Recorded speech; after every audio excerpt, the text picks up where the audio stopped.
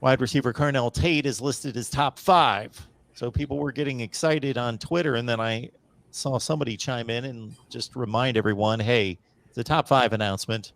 Settle down. Tennessee, Georgia, Notre Dame, Ohio State, and somebody else we've got in there that I missed, but I've got it on a banner, so I will know soon. Tony, we'll start with you, I guess. Carnell Tate, you have a good lead here. It seems to be Ohio State, Notre Dame from everything I hear.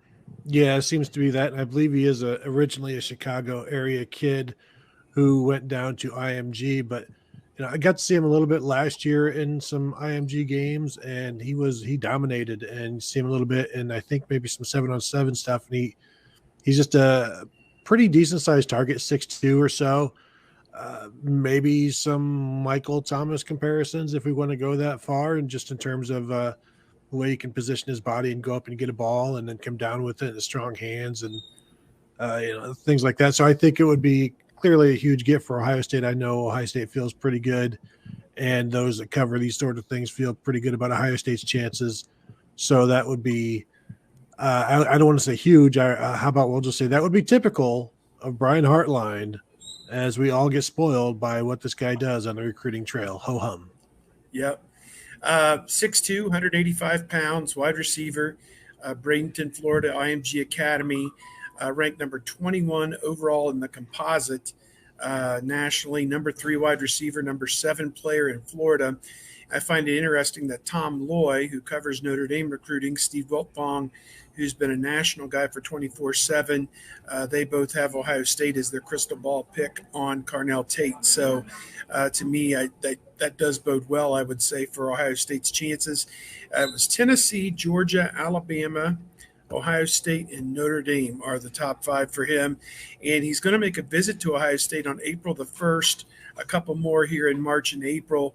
And, hard to say when he'll finalize it and make the final decision. But obviously looking, you would think, to sign with whichever school he picks in December. So he is I think from what we saw at camps last year, I think he was at least at one camp date. He and Brian Hartline had built a pretty good rapport with one another, and very tight. And I find it hard to believe that he would go anywhere other than Ohio State, just based on that and based on the track record of what Ohio State's done with its offense and its wide receivers.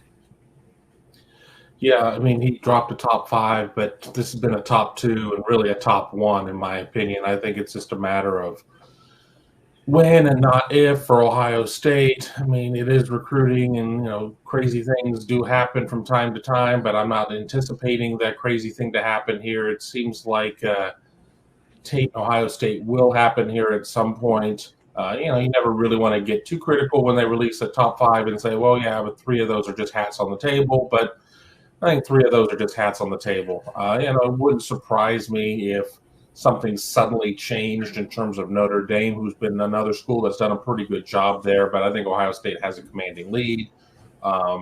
Obviously, Ohio State's been able to do it year in and year out with receivers. We're going to see 2 likely go in the first round of the upcoming NFL draft. They brought in a strong class of 4. We're going to go in and, you better take all of the images you can of Jackson Smith-Njigba this year, because it'll be his final year in the scarlet and gray, and then you just kind of go on from there. So, I think Tate ends up at Ohio State.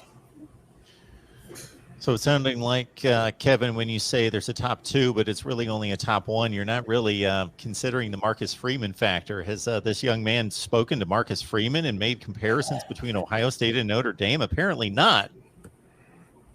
Well, he can have hindsight in 20 years about it being just the worst decision of his life and missing out and saying no once or whatever any of that malarkey was. Looks like he was at Notre Dame here maybe yesterday or last Tuesday. I'm not sure which one, but this week. Yeah, this week. So he's gotten all the Marcus Freeman he needs in his life, I think.